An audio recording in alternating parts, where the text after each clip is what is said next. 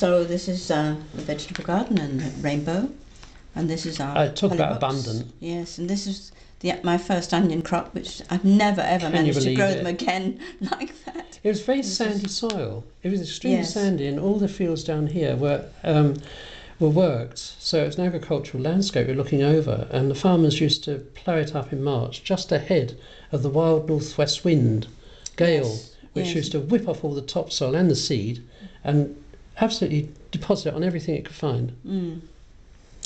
So this is new creation period. I was involved with Newbold House, which Harley and I had founded some years before, and I was still involved with them, and so I used to run workshops there, and these are some of the people. They would come out and give me half a day's work, and I would give them a nice tea in exchange. I mean, to get that sort of labour on site, if they're well managed, it's very useful. You can get a huge amount done when you get that done.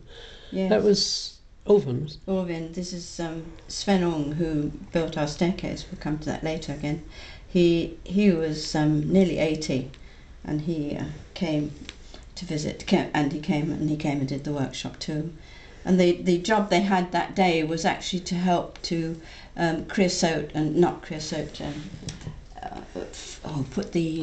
seal the beams that were going across. This was actually that isn't him, but Sven Ong, Olven's son, had this timber business, and did the first floor joists for us. And he brought in a very good friend of ours who was working for him at that time, Tony Brown. Yes. And so Tony and Sven Ong shoved the first floor on for us. Yes, they did. And then my group were doing a lot of the finishing work, which was great to have them. We had great fun. So Jim going up, there's his lads, hard at it.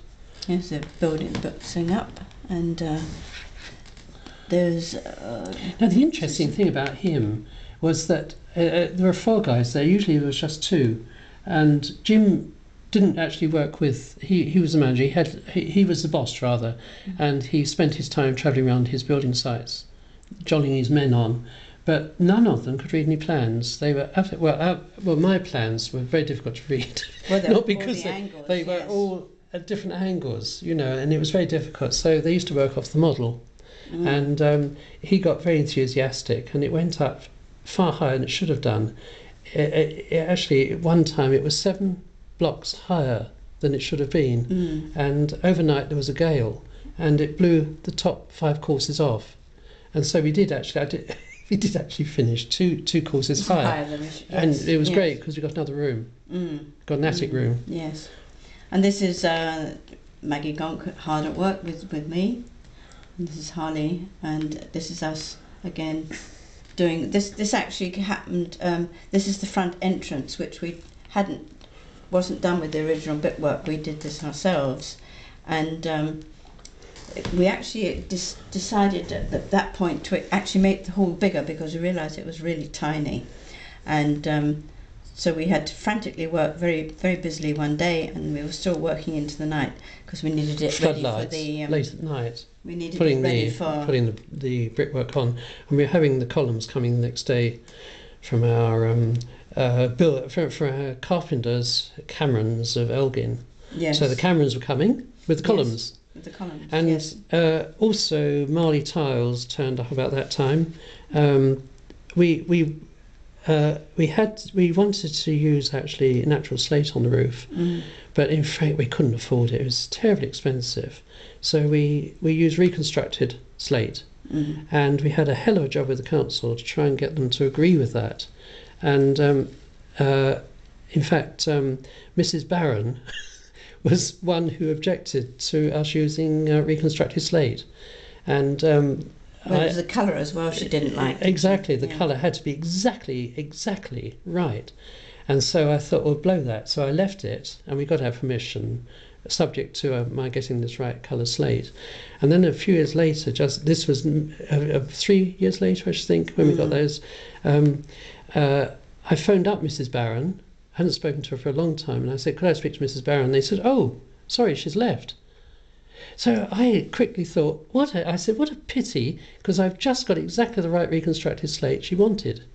And I whizzed off with a sample of the slate, of the reconstructed concrete slate, and said, "There you are." And they said, "Oh, great, put it on." And actually, 3 years later, when we finished the house and we got our final permission, this ash tree leaked pollen all over the slates, and they hadn't had any anti-fungicide put in, so they built up this layer of yellow pollen, and eventually they were totally yellow right along the top of the house. And I phoned up Marley and said, "Look, this isn't any good." And they said, "Well, you have nothing to do with us, type of thing." And I thought, bastards, I'll sue them and get them to come and clean it. So I rang up the council and said, "Can you give me some support here? Because, you wanted the right colour slate." And they said, "Oh, no, we don't get any. You're 3 years down the line. We've lost interest now. It's up to you whether you restore the colour." So that's basically that.